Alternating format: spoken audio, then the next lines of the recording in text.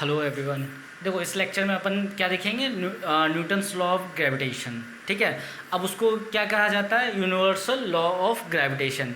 सबसे पहले देखो यूनिवर्सल, यूनिवर्सल क्या होता है, मतलब ये पूरे यूनिवर्स में वैलिड है, लॉ है। ठीक है, लॉ है इसका मतलब क्या है, बहुत ज़्यादा एक्सपेरिमेंट और रिसर्च के बाद इसको न्यूटन साहब ने बोला है, तो इसको अपने को क्या है, एज इट इज मानना है। ऐसा नहीं किया ना, इसमें अपने को प्रूफ मांगना है, प्रूफ कैसे आएगा, ये नहीं, ये लॉ है और बहुत ज़्यादा रिसर्च और एक्सपेरिमेंट के बाद आता है।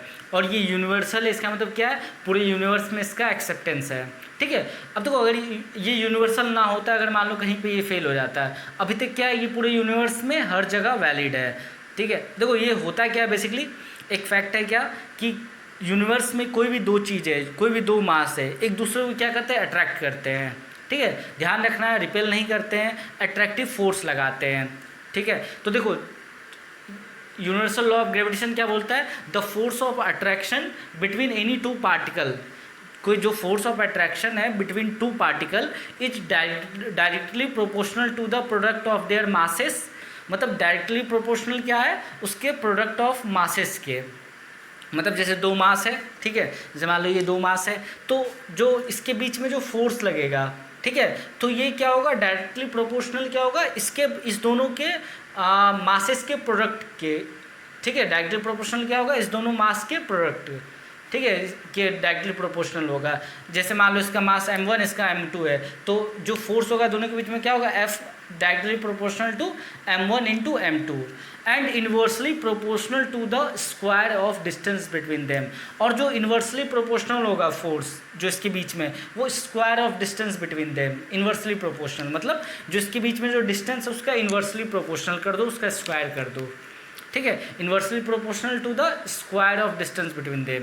देखो क्या लिखा हुआ है, the force of attraction between any two particle is directly proportional to the product of their masses of the particle and inversely proportional to the square of distance between them. ठीक है, अभी मैं इसका मैथमेटिकल एक्सप्रेशन लिख दूंगा। तो देखो the universal law of gravitation states that the magnitude of force of attraction between the bodies is directly proportional to the product of masses, inversely proportional to the square of distance between them। ठीक है, इसको अपन एक diagram बनाते हैं, उससे समझते हैं कि directly proportional to the product of masses और inversely proportional to the square of distance between them कैसे होता है। अब देखो according to universal law of gravitation क्या होता है, कोई भी दो मास जो यूनिवर्स में एक दूसरे को क्या करेंगे, अट्रैक्ट करेंगे। ठीक है, कोई भी दो मास, जैसे मान लो ये दो मार्कर है, एक दूसरे को क्या करेगा, अट्रैक्ट करेगा। ठीक है, ये जो मार्कर है और मेरे बीच, दोनों के बीच में क्या लग रहा है, अट्रैक्शन फोर्स। मेरे और कैमरे के बीच में क्या लग रहा है, अट्रैक्शन फोर्स। मेरे और अर्थ के बीच में, उसमें भी क्या लग रहा है, अट्रैक्शन फोर्स। तो अपने को ध्यान रखना है कि कोई दो मास क्या करेंगे, एक दूसरे को अट्रैक्ट करेंगे। ये दोनों कभी क्या करते हैं, रिपेल नहीं करते हैं। जैसे मान लो चार्ज के केस में होता है ना, दो पॉजिटिव चार्ज क्या करते हैं, same charge repel each other. यहाँ पे ऐसा कोई कॉन्सेप्ट नहीं है। यहाँ पे क्या होता है, मास कभी नेगेटिव भी नहीं होता।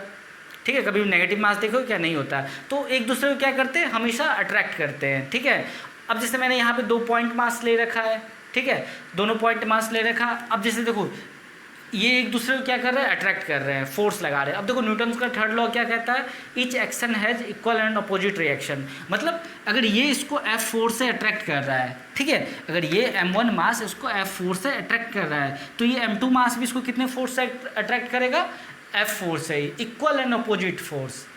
ठीक है, एक्शन रिएक्शन पेयर। अगर मान लो ये इस पर एक्शन लगाया तो ये इस पर क्या लगाएगा, रिएक्शन, और दोनों क्या होगा, बराबर होगा।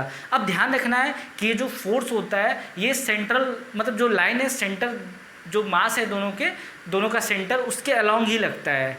ऐसे नहीं कि ये फोर्स इधर, एक फोर्स इधर, एक फोर्स इधर, ऐसे नहीं लगेगा। हमेशा जो दोनों लाइन, जो दोनों मास का जो सेंटर है उसी के अलोंग जो लाइन ज्वाइनिंग होता है उसी में लगता है। और कैसा होता है, ऑलवेज अट्रैक्टिव इन नेचर।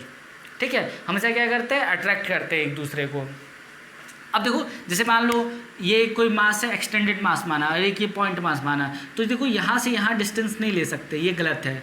हमेशा डिस्टेंस कहाँ लेना, सेंटर टू सेंटर, मतलब यहाँ से यहाँ तक का डिस्टेंस लेना है। ठीक है, अब यहाँ मैंने पॉइंट मास ले लिया तो सेंटर पे ये पॉइंट मास होता है। ठीक है, तो यहाँ पे क्या हुआ, दोनों के बीच में डिस्टेंस कितना ले लिया, r। अब देखो according to universal law of gravitation क्या होता है, जो फोर्स होता है वो directly proportional to product of masses, मतलब जो फोर्स होगा वो डायरेक्टली प्रोपोर्शनल क्या होगा, इस दोनों का प्रोडक्ट, मतलब force directly proportional to m1 into m2, ठीक है, मास केजी में रहेगा, ठीक है, ऐसा यूनिट। तो force directly proportional to product of masses that is m1 into m2, इसको इक्वेशन 1 बोलें। Force inversely proportional to force inversely proportional to square of distance between them, जो दोनों के बीच में जो डिस्टेंस है, ये डिस्टेंस उसका क्या होना चाहिए, इन्वर्सली प्रोपोर्शनल होना चाहिए, स्क्वायर, ठीक है। Force is inversely proportional to square of distance between masses, ठीक है। अब देखो या इसको ऐसे भी रीड करते हैं, force is inversely proportional to square of distance, या फिर force directly proportional to 1/r², या फिर force inversely proportional to r²। Directly बोलने पे क्या करना पड़ता है, 1/r² बोलना पड़ता है, या फिर बोल दो इन्वर्सली। इन्वर्सली मतलब ही होता है 1/r²। अब क्या करो, ये इक्वेशन 1 ये इक्वेशन 2 दोनों को कंबाइन करो, तो देखो m1 इंटू m2 और यहाँ ये क्या है 1/r², मल्टीप्लाई करेंगे तो क्या आ जाएगा m1 m2/r², ठीक है। अब देखो ये डायरेक्टली प्रोपोर्शनलिटी का साइन है, इसको हटाएंगे तो ये क्या आएगा, प्रोपोर्शनलिटी कांस्टेंट, ठीक है। ये जो कैपिटल G आया इसको क्या कहते हैं, यूनिवर्सल ग्रेविटेशनल कांस्टेंट। अब देखो इसको यूनिवर्सल ग्रेविटेशनल कांस्टेंट क्यों कहते हैं, चाहे तुम ये दो मास को लेकर के ओशन में चले जाओ, चाहे रिवर में चले जाओ, चाहे हिमालय पे चले जाओ, चाहे मून पे चले जाओ, चाहे कहीं भी इस पूरे यूनिवर्स में चले जाओ, दोनों के बीच में जो मतलब जो ये जो जी के जो वैल्यू है कैपिटल जी, जिसको यूनिवर्सल ग्रेविटेशनल कांस्टेंट कहते हैं, ये चेंज नहीं होगा, ठीक है, ये क्या रहेगा, कांस्टेंट रहेगा, इसलिए इसको क्या बोला गया, यूनिवर्सल ग्रेविटेशनल कांस्टेंट। अब देखो जैसे मान लो क्या किया ना, ये जो दोनों मास है इसकी वैल्यू यूनिट मास ले लो, यूनिट मास मतलब दोनों 1 kg ले लो, ठीक है, ये भी 1 kg ये भी 1 kg, और दोनों के बीच में डिस्टेंस ले लो 1, ठीक है, 1 मीटर ले लो, तो जो फोर्स आएगा दोनों के बीच में वो क्या आएगा, यूनिवर्सल ग्रेविटेशनल कांस्टेंट के बराबर आ जाएगा, ठीक है। If m1 m2 equal to 1, ये 1 kg ये 1 kg, r equal to 1 metre, जो फोर्स आ जाएगा वो यूनिवर्सल ग्रेविटेशनल कांस्टेंट के बराबर आ जाएगा। इसका वैल्यू भी अपन देखेंगे, SI यूनिट देखेंगे, CGS यूनिट देखेंगे, इसकी यूनिट क्या होती है, ठीक है, kg इंटू मीटर पर, मतलब इसकी यूनिट क्या आती है ये भी अपन इसके बाद देखेंगे, ठीक है। वैसे बता दूं इसकी यूनिट आ जाएगी newton metre square upon kilogram का स्क्वायर, ठीक है। अभी देखते हैं कैसे आता है। अब देखो from universal law of gravitation से अपने को पता है क्या होता है, F equal to G m1 m2 upon r², ठीक है। तो यहाँ से देखो अगर मैं कैपिटल G कैलकुलेट करूँ, ये कैपिटल G, तो ये क्या आ जाएगा F इंटू ये r² divided by m1 into m2, ठीक है, यही आएगा। F को r² से मल्टीप्लाई कर दो, m1 m2 डिवाइड हो गया। अब देखो अगर मैं इसका SI यूनिट निकालूँ, SI यूनिट ऑफ G, ठीक है, SI unit of capital G मैं कैलकुलेट करूं तो कैसे करेंगे, देखो G, अब देखो फोर्स की SI यूनिट क्या होती है, न्यूटन, इसके पहले वाले चैप्टर में बताया है न्यूटन। जो डिस्टेंस है उसकी SI यूनिट क्या होती है, मीटर, ठीक है, लेंथ को किससे मेजर करते हैं, मीटर में, तो देखो इंटू मीटर स्क्वायर, और मास का SI यूनिट क्या होता है, किलोग्राम, तो किलोग्राम का होल स्क्वायर, 2 बार आ जाएगा तो स्क्वायर आ जाएगा। इसको ऐसे भी लिख सकते हैं, न्यूटन मीटर स्क्वायर किलोग्राम -2, ठीक है, newton metre square upon kilogram square, या फिर Newton metre square kilogram -2।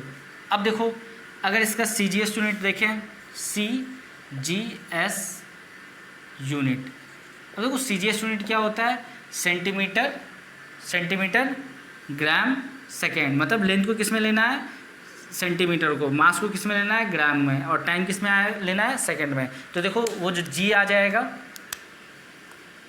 G का CGS यूनिट क्या आएगा, अब देखो G का CGS यूनिट, तो फोर्स की CGS यूनिट क्या होती है, डाइन, ठीक है। लेंथ का CGS यूनिट क्या होता है, सेंटीमीटर, लेंथ किस में लेते हैं, सेंटीमीटर में, तो सेंटीमीटर का होल स्क्वायर अपॉन मास को किस में लेंगे, ग्राम, तो ग्राम का होल स्क्वायर। तो इसको ऐसे भी लिख सकते हैं, ठीक है, इसको लिख सकते हैं डाइन सेंटीमीटर स्क्वायर ग्राम -2। अब ये देखो नीचे क्या 1/g² +2, तो ऊपर जाएगा g क्या हो जाएगा -2, तो ये हो गया। ठीक है, अब देखो जो g की वैल्यू होती है वो g की वैल्यू क्या होती है, g = अगर ऐसा यूनिट में देखें तो हो जाएगा 6.67 × 10⁻⁻11 newton metre square upon kilogram square. ठीक है, 6.67 × 10⁻⁻11 newton metre square upon kilogram square. इसको नोट करो।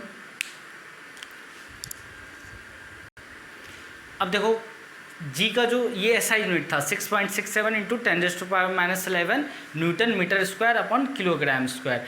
अब देखो अगर CGS यूनिट देखें तो वो क्या आ जाएगा 6.67 × 10⁻8 dine centimetre square upon gram square. अब मुझे ये बताओ इस मतलब वीडियो को पॉज कर दो और मुझे ये बताओ 10⁻8 कैसे आया। ठीक है, पॉज कर दो, बताओ, और मैं देखो बताता हूँ कैसे आया।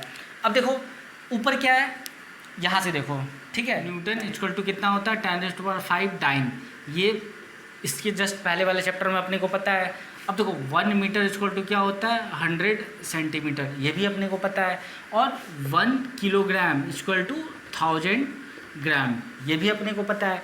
अपने को करना क्या है कि जो न्यूटन है मीटर स्क्वायर किलोग्राम स्क्वायर है, ये क्या ऐसा यूनिट है, इसको CGS यूनिट में कन्वर्ट कर देना है। तो देखो इसको लिख लेते हैं, 6 रफ कर रहा हूँ मैं, 6.67 × 10⁻⁻11 इंटू, अब देखो 1 न्यूटन की जगह क्या लिख दे 10⁵ डायन। ठीक है, और 1 मीटर की जगह क्या लिख दे 100 सेंटीमीटर, तो क्या हो जाएगा 2 टाइम्स क्या हो जाएगा, एक मिनट इसको डाइन को हटा देता हूँ। ठीक है, अभी डाइन हटा देता हूँ। बस देखो 1 मीटर की जगह क्या लिखे 100, तो 2 बार 100 लिखना पड़ेगा क्योंकि यहाँ मीटर का स्क्वायर है, तो 100 × 100, समझ में आया ना। इसको 2 बार क्यों लिखा, क्योंकि यहाँ पे 2 बार मीटर है। अब देखो 1 किलोग्राम की जगह कितना लिखे हैं, हाँ 1000 ग्राम, तो यहाँ पे 2 बार किलोग्राम है, किलोग्राम का स्क्वायर है, तो 2 बार 1000 लिख दो। ठीक है, 2 बार 1000 लिए। अब इसको सॉल्व करते हैं। देखो तो नीचे कितना जीरो है 1 2 3 4 5 6, तो देखो 1 2 3 4 और यहाँ से 2 जीरो और चला गया।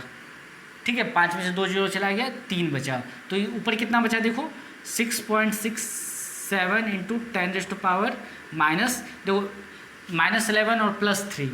ठीक है, बेस सेम है तो पावर क्या होगा ऐड होगा, -11 + 3 क्या हो जाएगा -8। अब देखो यूनिट लिख लो dyne centimetre square upon gram square, तो ये यूनिट आ गया 6.67 × 10⁻⁸ dyne centimetre square upon gram square. इसको नोट करो। चलो इस लेक्चर को यहीं पे एंड करते हैं। नेक्स्ट लेक्चर में क्या देखेंगे, important characteristic of gravitational force देखेंगे। ठीक है, इम्पॉर्टेंट कैरेक्टरिस्टिक क्या होता है, एक्सपेरिमेंटल फैक्ट। ठीक है, एक्सपेरिमेंटल सपोर्ट देखेंगे किसका, यूनिवर्सल लॉ ऑफ ग्रेविटेशन का, और उसके बाद फिर आगे का नेक्स्ट देखेंगे। ठीक है, तो अभी तक अगर आपने चैनल सब्सक्राइब नहीं किया तो चैनल को सब्सक्राइब करो। ठीक है, कमेंट करो कोई प्रॉब्लम है तो, और चैनल को सब्सक्राइब करो, शेयर करो। ठीक है, थैंक यू।